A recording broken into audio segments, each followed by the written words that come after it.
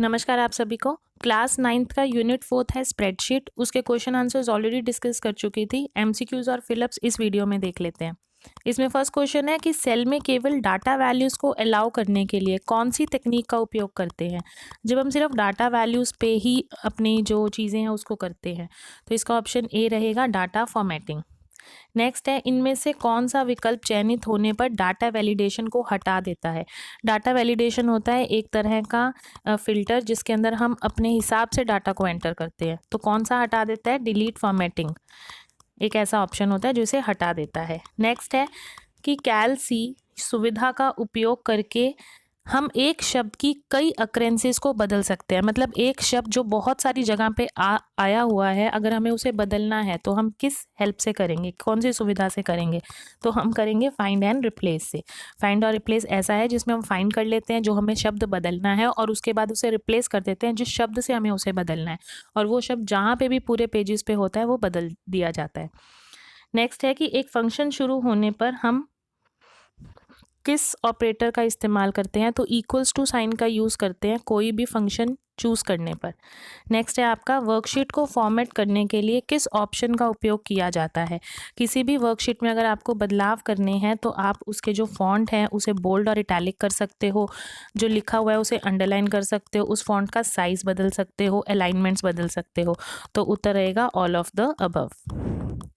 Next है, absolute reference का उदाहरण कौन सा है। एब्सोल्यूट रेफरेंस मेमोरी रेफरेंसेस की मेमोरी जो एड्रेसेस होती हैं उसका वो हिस्सा होता है जिसमें हर एक जो हमारी चाहे वो कॉलम है चाहे वो रो है उसके आगे डॉलर साइन का यूज़ होता है। इसे एब्सोल्यूट रेफरेंस बोलते हैं मेमोरी में। नेक्स्ट है, डाटा को अरेंज करने के लिए मैकेनिज्म का क्या नाम है। डाटा को अरेंज हम दो ही तरीके से कर सकते हैं, या तो आरोही या अवरोही, असेंडिंग या डिसेंडिंग, और इसे हम सॉर्टिंग बोलते हैं। नेक्स्ट है, उस मैकेनिज्म का नाम क्या है जो अननेसेसरी डाटा को फिल्टर करता है। अब डाटा को फिल्टर कर रहा है तो मैकेनिज्म का नाम क्या होगा? फिल्टरिंग। नेक्स्ट, कैल्सी निम्नलिखित में से किस प्रकार के पैकेज को रेफर करता है। लिब्रे ऑफिस में कैल्सी के नाम से हम जानते हैं, ऐसे ही माइक्रोसॉफ्ट ऑफिस के जो टूल्स हैं उसमें हम जो ये सॉफ्टवेयर है ये स्प्रेडशीट के नाम से जाना जाता है। नेक्स्ट है, वर्कशीट कॉलम में दर्ज किए गए मानों की कुल गणना कैसे की जाती है। अगर आपको जोड़ करना है तो आप किस फंक्शन का यूज़ करते हो? आप सम फंक्शन का यूज़ करते हो। नेक्स्ट, चार्ट को प्रिंट कराना हो तो कौन सा ऑप्शन चुनेंगे। किसी भी चीज़ को प्रिंट कराना हो तो हम फाइल मेन्यू में जाके प्रिंट ऑप्शन को ही चूज़ करते हैं। नेक्स्ट है आपका, कैल्सी में चार्ट कितने एक्सिस पर होता है। ये फिल इन द ब्लैंक्स के रूप में पिछली बार आया हुआ था।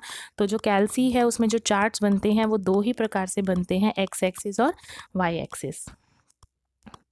नेक्स्ट है, चार्ट प्रीव्यू का उपयोग डैश में किया जा सकता है। जो चार्ट प्रीव्यू है मतलब जो चार्ट बन गया है आपको उसको देखना है लगाने शीट के अंदर फिट करने से पहले, तो आप पेज प्रीव्यू से भी देख सकते हैं, चार्ट प्रीव्यू से भी देख सकते हैं, एक्सपर्ट चार्ट से भी देख सकते हैं। तो उत्तर रहेगा option D, all of the above.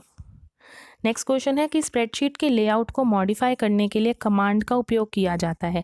जब भी हम कोई भी बदलाव करते हैं, चाहे वो स्प्रेडशीट हो, चाहे वो डॉक्यूमेंटेशन का काम कर रहे हो, चाहे प्रेजेंटेशन में काम कर रहे हो, तो हम बदलाव करने के लिए फॉर्मेट टूल्स का ही यूज़ करते हैं। ये आपके थे एमसीक्यूज। नेक्स्ट फिलअप्स देख लेते हैं। लिब्रे ऑफिस कैल्सी स्प्रेडशीट का उपयोग करके वर्कशीट का डिफ़ॉल्ट एक्सटेंशन क्या होता है। इंपॉर्टेंट क्वेश्चन है, 1 नंबर के लिए .ods होता है।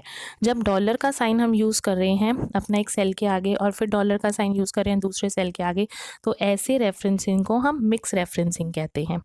नेक्स्ट है, डैश रेफरेंसिंग में रेफरेंसिंग एक नई सेल में कॉपी होने पर ऑटोमेटिकली रूप में रो और कॉलम में बदल जाता है।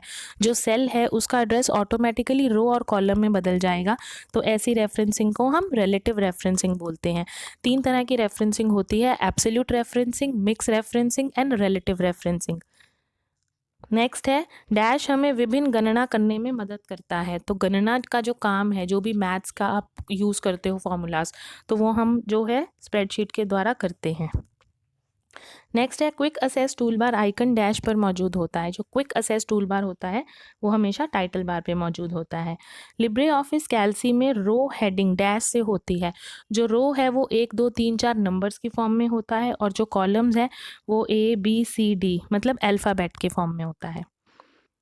नेक्स्ट 6 क्वेश्चन है, मेन्यू बार में विभिन्न कार्यों के लिए कमांड वाले मेन्यू होते हैं। जब भी मेन्यू की बात होगी तो वो मेन्यू बार में होगा।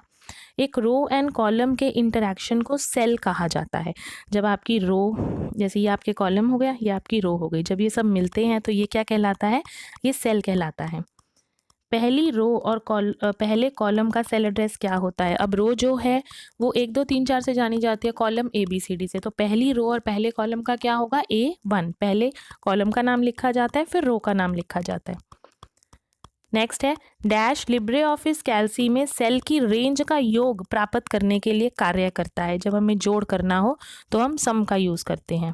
डैश रेफरेंसिंग एक रेफरेंसिंग है जिसमें एक सेल एड्रेस नाम परिवर्तनशील है और एक सेल एड्रेस स्थिर है। जहां आप डॉलर साइन लगा देते हो तो वो आपका स्थिर हो जाता है, और जहां डॉलर साइन नहीं होता तो वो अस्थिर होता है। तो ऐसी रेफरेंसिंग जिसमें दोनों चीज़ें मिक्स होती हैं तो उसे हम मिक्स रेफरेंसिंग बोलते हैं। Next, chart option dash menu में उपलब्ध होता है।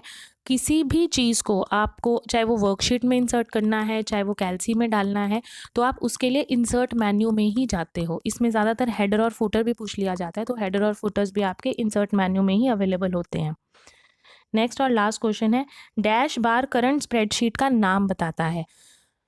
ये अगर वर्कशीट में आएगा तो भी सेम आंसर आएगा, अगर ये प्रेजेंटेशन में आएगा तो भी सेम आंसर आएगा। टाइटल बार सबसे ऊपर वाली बार होती है जिसमें आप जो भी काम कर रहे हो, चाहे वो स्प्रेडशीट में कर रहे हो, चाहे वो वर्ड में कर रहे हो, चाहे वो प्रेजेंटेशन में कर रहे हो, चाहे वो बेस में कर रहे हो, तो वो आपका टाइटल बार होता है। वहाँ आपके उस पेज का नाम लिखा हुआ होता है।